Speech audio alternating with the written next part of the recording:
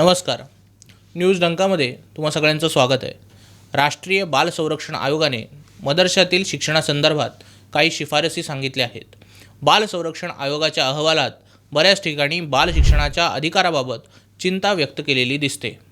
मदरशातील इस्लामी शिक्षणामुळे या मुलांना औपचारिक आधुनिक शिक्षणापासून वंचित राहावं लागत असल्याने त्यांच्या शिक्षणावर, अधिकारावर आणि सुविधांवर त्वरित पावलं उचलण्यात यावी यासाठी आयोगाचे अध्यक्ष प्रियांक कानुनगो यांनी राज्य आणि केंद्रशासित प्रदेशातील सचिवांना एक पत्र लिहून प्रकरणाची गंभीरता समजावली आहे. मुद्दा असा आहे की वर्ष 2002 मध्ये स्वर्गीय अटल बिहारी वाजपेयी पंतप्रधान असताना त्यांनी लहान मुलांसाठी कलम 21A अंतर्गत शिक्षणाचा हक्क संविधानात समाविष्ट करण्यात आला, ज्यामुळे 2009 मध्ये भारतीय पंतप्रधान मनमोहन सिंग यांच्या सरकारने कायदा पारित करून शिक्षणाचा अधिकार लागू केला.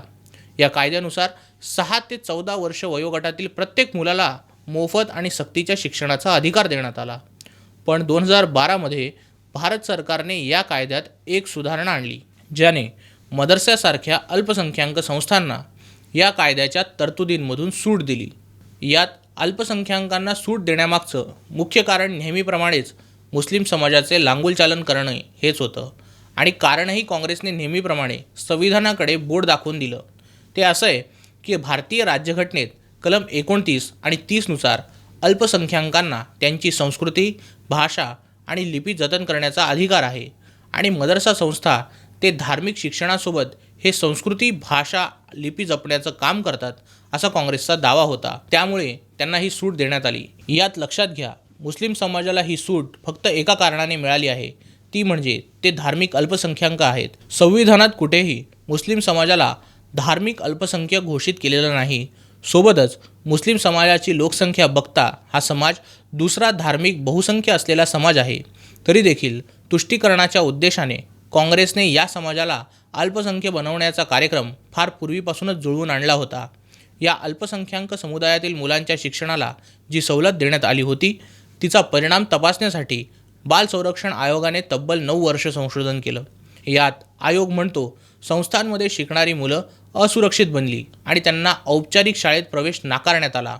राईट टू एज्युकेशन कायदा प्रत्येक विद्यार्थ्याला पुस्तकं, वाचनालय आणि मिड डे मील यांसारख्या आवश्यक सुविधा देण्यासाठी संस्थांना अनिवार्य करतो.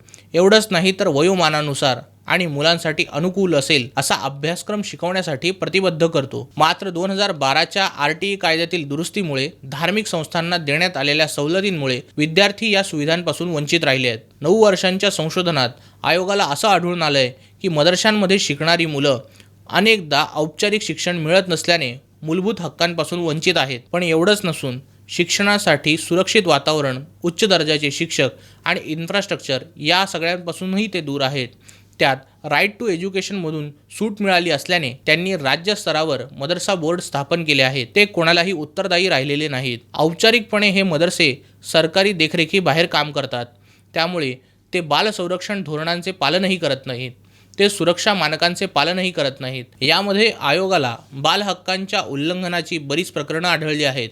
शारीरिक शिक्षा, बालमजुरी आणि अयोग्य राहणीमान अशा बऱ्याच गोष्टी मदरसा शिक्षण पद्धतीने निर्माण केल्या आहेत. यामुळे मदरशातून शिक्षण घेणाऱ्या विद्यार्थ्यांच्या भविष्यावर गंभीर परिणाम होतो आहे. लक्षात घ्या, या मदरसा शिक्षण प्रणालीमुळे 1.25 कोटी मुलं त्यांच्या मूलभूत शिक्षणाच्या हक्कापासून वंचित आहेत. त्यात बाल हक्क संरक्षण आयोगाला दिसून आलंय की मदरशात अशा पद्धतीने शिकवलं जातंय की ते ठराविक लोकांच्या हेतूनुसार काम करत राहतील. जवळपास 7-8 राज्यांमध्ये मदरसा बोर्ड बनवलेले आहेत.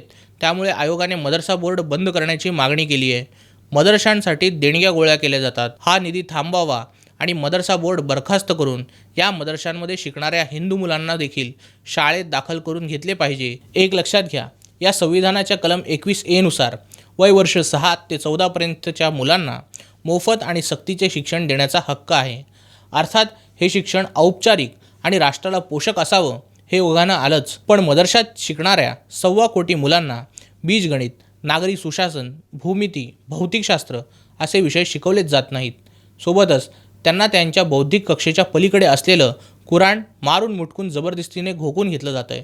कुराण, इस्लामी कायदे, इस्लामी रचना, इस्लामी भाष्य वाचून या मुलांना 21व्या शतकात उपयोगी पडेल असं काहीच ज्ञान मिळत नाही. त्यामुळे या समाजात उच्च शिक्षण घेणाऱ्या मुलांचा दुष्काळ आहे.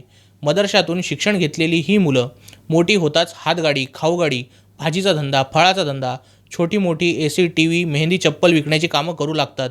त्यामुळे या मुलांच्या मनात जगाच्या उन्नतीचा किंवा नागरी सुशासनाचा दिशेने कोणताही विचार येताना दिसत नाही.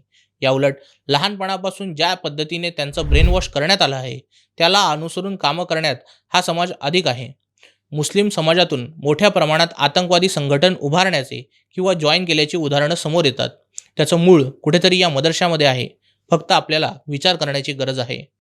आमचा व्हिडिओ जास्तीत जास्त लाईक करा, शेअर करा आणि आमचं यूट्यूब चॅनल सबस्क्राईब करा. धन्यवाद.